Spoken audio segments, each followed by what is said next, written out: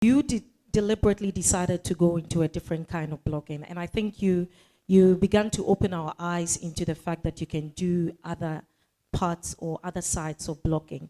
What made you choose differently?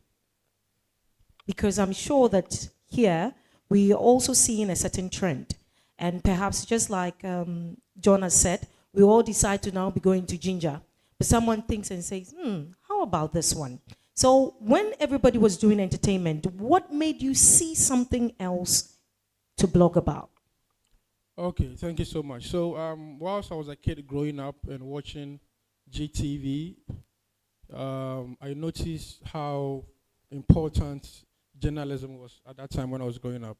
You notice the contents on TV were very productive, because I believe media is very powerful and it changes the mindsets of the people. So everything that we watch or we hear has the tendency of destroying the mindset. So I was watching GTV whilst I was growing up, looking at the 7 o'clock news, morning news, afternoon, evening, and you notice how journalists were moving down to the roots to share the untold stories. In a nutshell, what I'm trying to say is that you notice how journalists were trying to, quote unquote, dirty themselves to show what other people are going through. But now becoming a blogger or an adult or like a big man, I watch the space of media. You notice that now a lot of the media houses are not going for the stories. They are just following sensationalism and looking at what is trending and they just jump on. This person has said this, so it can be a conversation for the whole month and 3 months. Whilst people are lacking water to drink in villages, there are some roads that are bad. What are we doing? Why are journalists not going to the field to share the stories? Every year, we have students churning out from GIJ. Everybody just wants to be in the studio, sit in the camera, looking fly and be, yeah, hello, my name is on TV3 News.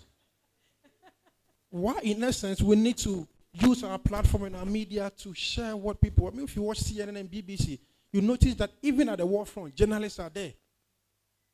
So I look at this space and I said, God, as a blogger, no blogger in Ghana, and I stand to be corrected, no blogger in Ghana is taking it upon himself to move to rural communities to share the untold stories of what people are going through. And I have videos and pictures that I came to present. I went to a village in the central region, Kwekrum, and if you watch the water these people are drinking in 2023, that is the only source of water.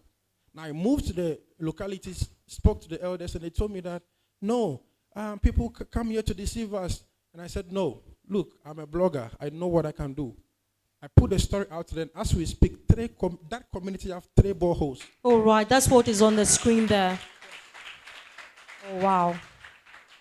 So this is not a journalist. This is a blogger sharing the untold story of a community, and this is going to sell generations after generations, and that's what I'm talking about.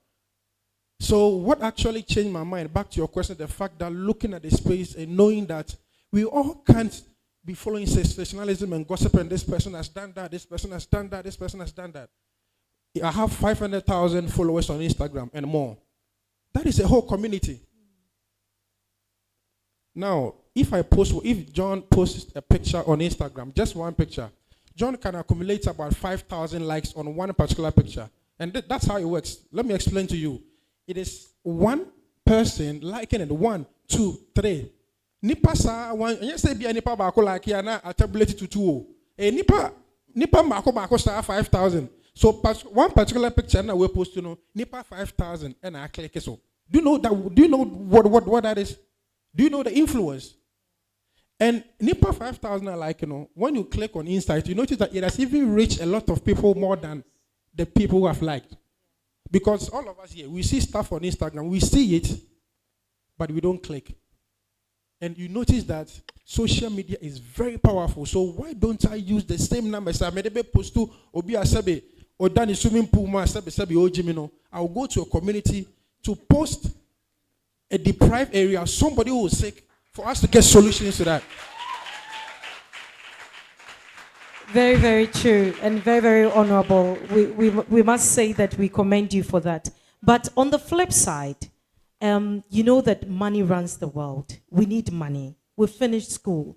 We need money. Mommy struggled to take us through school. Daddy struggled. So when we are out, we need some money. We need to to feed ourselves. And some of the, like you blogging about, it kind of takes a long time before perhaps, and we didn't even know. Someone might think perhaps maybe, no, Kobby just got really lucky. Because the things that people want to hear is the sensationalism, like you said. So how do you, against all odds, still make this profitable?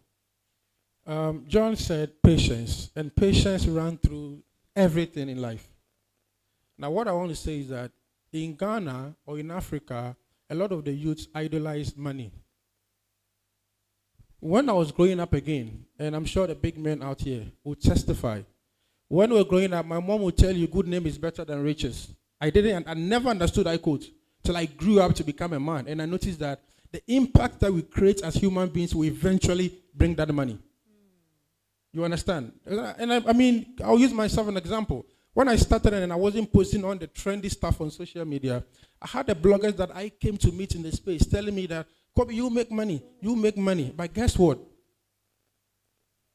With these stories that I've been able to done, the places that I've entered, the countries I've traveled to, the diplomats that I've met, I didn't get the opportunity to move into that space because of money, but it was because of the impact. Yeah. So what I'm trying to tell all of you is that the money is good, but if you consciously decide making an impact, the reason my big man here mentioned 2 people who are billions of citizens. When you look around the world, all the billionaires in the world, they have billions of citizens because they were solving issues. John, monitoring what he was saying right now, he hammered that he just wants to feed Ghana, and eventually he will become a billionaire. Yeah. So money is good, but you don't move into a space just because you want to get money. Yeah. There are a lot of people that in our area, they had so much money, but because they didn't impact, they gave birth.